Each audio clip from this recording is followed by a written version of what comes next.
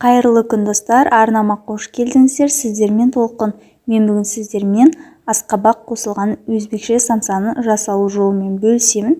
Өте керемет әрі дәмді болып шығады.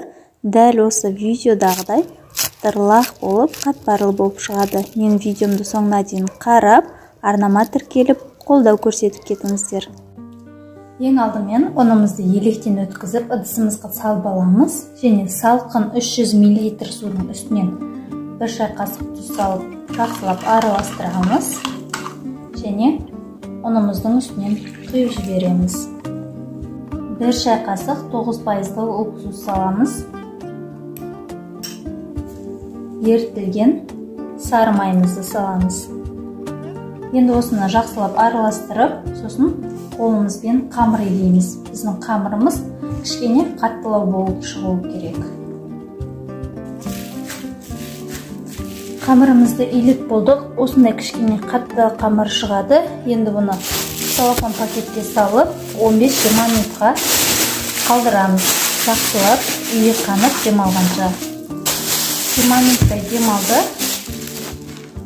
Енді жақсылап илеп, екіге бөліп, тағы да 5-10 минутқа қалдырамыз. Жуала жасаймыз. Осылай бетін жауып, тағы 5 минутқа қалдырамыз. Үстелімізге ұн сеуе отырып, қамырымызды жұқа етіп, жайып шығамыз.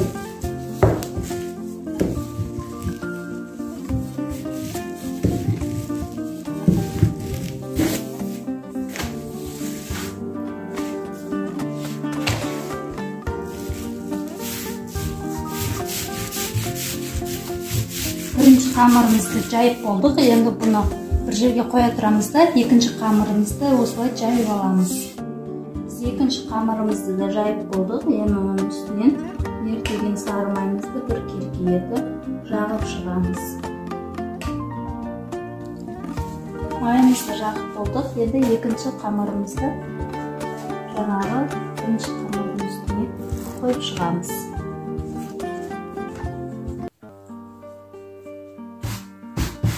Енді осы қамырдың үстінен де ерітілген сары майды жағып шығамыз. Қамырды тығыз етіп, барынша қысып, орап шығамыз.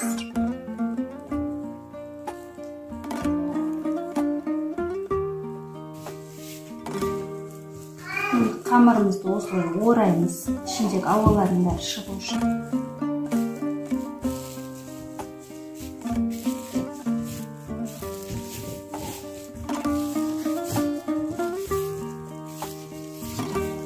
Пакетке салып, жарты сағатқа мұздатқышқа салып қоямыз.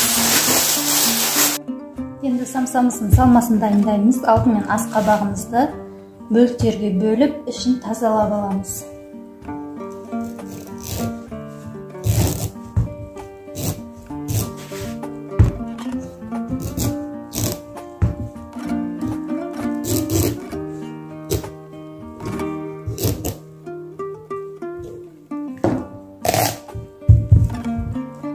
Қабығымен ішіндегі дәнінен тазалап аламыз енді.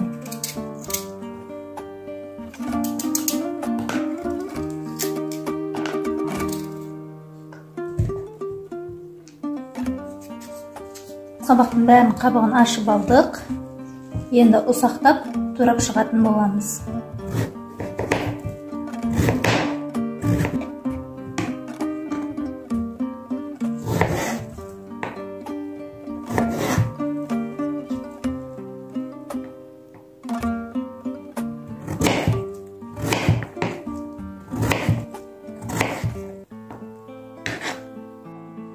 Енді пиязымызды ұсақтап турап шығамыз.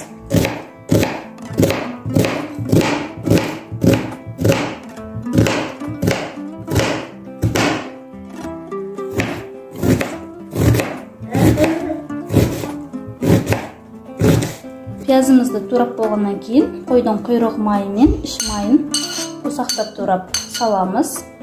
1 шай қасық тұз саламыз. Және дәміне қарай қара бұрыш себеміз. Енді осыны жақсылап араластырамыз.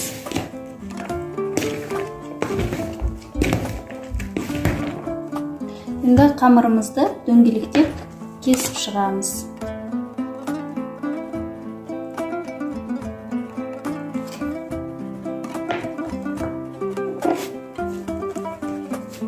Тақтайымызға ұн сеуіп, қамырымызды жайып шығамыз.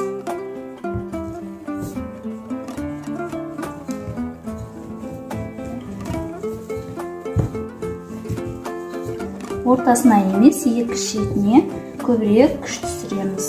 Болмаса ортасы жұқа болып қалуы мүмкін.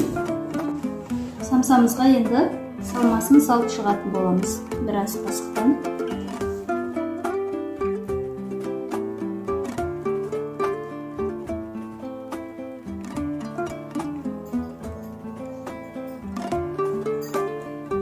Шығып кетпеу үшін екі жағын, екі шетін және асты жағын түйіп шығамыз.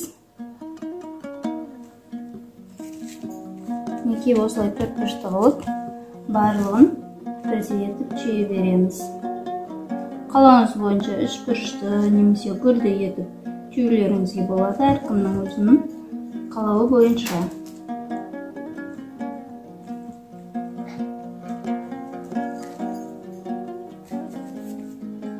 Самсаның бетіне бір жұмыртқаны жағып шығамыз. Барлық жеріне тегіземіз, астыңғы жақтарының бәріне тегізсек, сонда самсамыз қып-қызыл болып, әдемі болып пісіп шығады. Бетіне қалауыңыз бойынша ақ және қара күнжітті араластырып, сеуіп шығуға болады. Енді қызып тұрған пеште 180 градуста толық қызарғанша пісіріп аламыз. Достар, осымен біздің самсамыз дайын болып шықты. Өте қатпарлы әрі дәмді болып шығады.